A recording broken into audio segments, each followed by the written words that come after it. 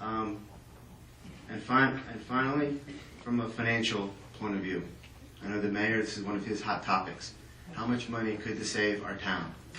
I went through the ELEC reports from calendar year 2009.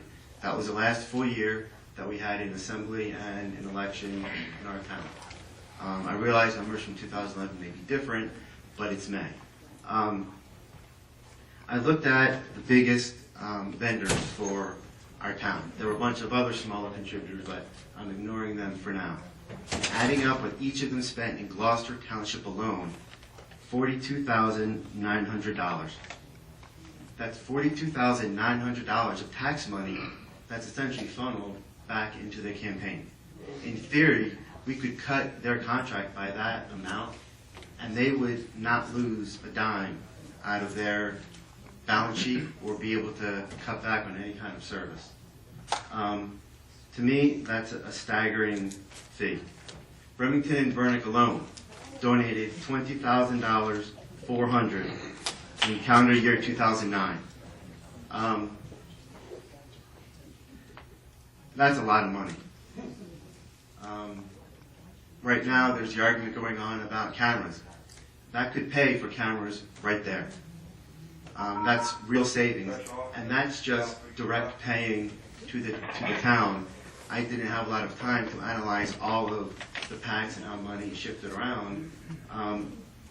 However, the PACs donated $66,800 to our town in that year. Now, I realize a lot of it came from legitimate fundraising, absolutely. But a lot of those PACs are controlled by the same people who own the companies that we have as vendors. One company, Connor Strong, who does our insurance, did not donate a dime anywhere in New Jersey in 2009. But he doesn't need to, he controls those PACs. Again, they could have only funneled a dime, or they could have funneled all of it. I don't know. But certainly, that's a staggering number. You're already talking close to six figures. And when it comes to what Remington and Vernick had donated, they don't donate to just one party. If it were a matter of they donated to one party throughout the state, I could buy the argument that they support those policies and they support that party. That they donate to whatever party's in power in that area. That tells me they're buying access. That tells me they know, they don't donate to Gloucester Township Republicans. Why is that? So it's a wasted dollar.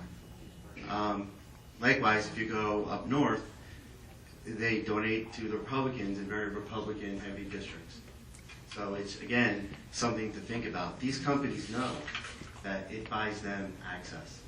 So again, we enact the same law. 13 others in our town have, Cherry Hill has, 100 others have.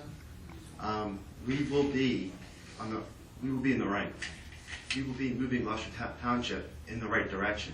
It will also enable other reforms that will be able to save this town a lot of money. And I can talk about those at a later time. So finally, it is my strong desire that we pass this by the end of June. As I said, Cherry Hill has had this now 4 years. The last time I checked, the town hasn't blown up, it hasn't imploded.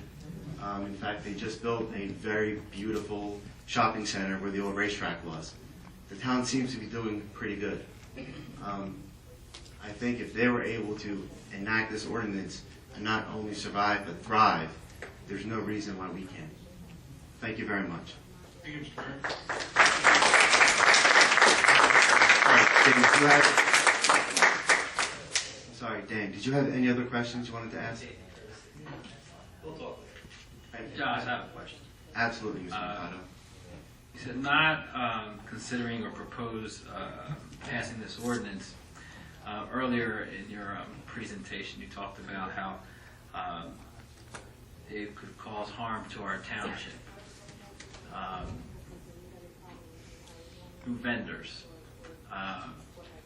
Are there any examples that you could provide for me, or do you think currently that's happening now in our township? To your point, no. Well, I don't know. How many small businessmen had not applied for any bids? I can't answer that. You can't talk about lost opportunity. You can't talk about what people haven't done. And you can't necessarily quantify lost tax dollars. So when I talk about it harms our township, if our mayor and the 7 of you are trying to enact reforms to make our town better, and we are not able to do those reforms because we are not matching what other towns have in place, or because we have laws that restrict how businesses operate, to me, that's a harm. But to your point, I cannot put a dollar figure on it, and I can't give out concrete examples. If you do want to talk about concrete examples of pay-to-play, I have a list. I just, in the sake of time, because I speak very quickly. Sorry, that was a joke. I didn't talk about that, but there have been a number of examples. The Casino Redevelopment Authority. I don't know if you all have read this article that came out about a week or two ago.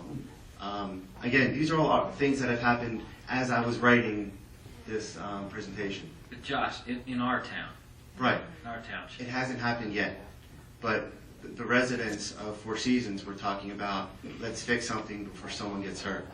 There's no reason why we should wait for something catastrophic to happen.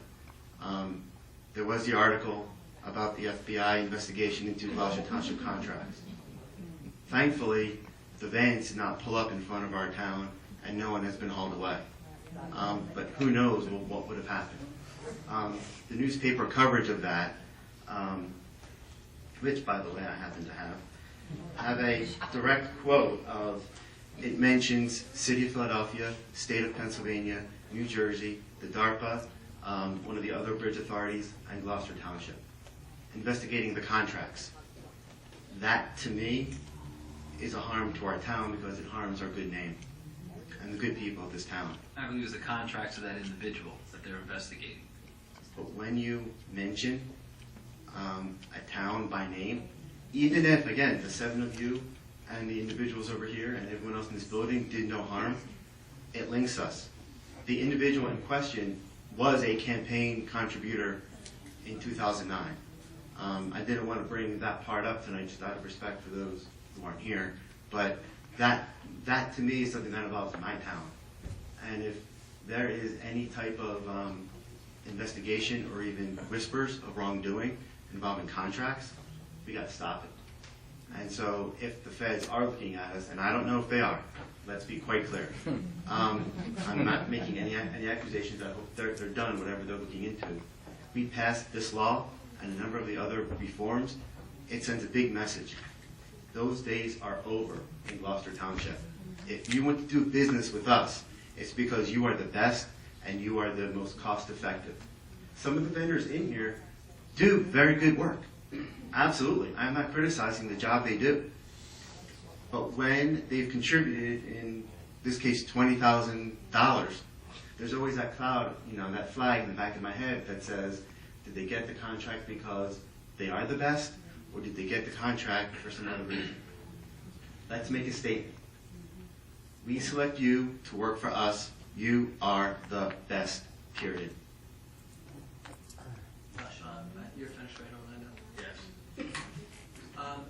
Josh, I think what is interesting is that we have such divergent opinions. You have a very strong opinion.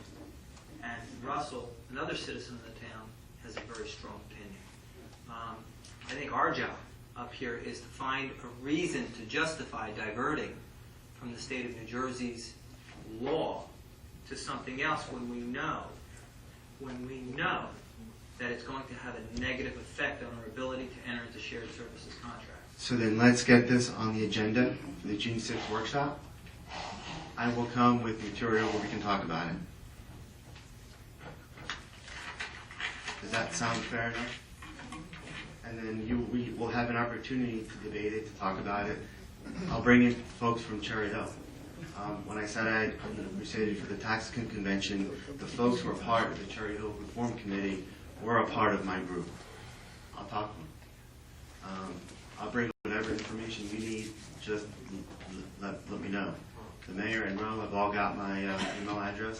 Please feel free to reach out to me.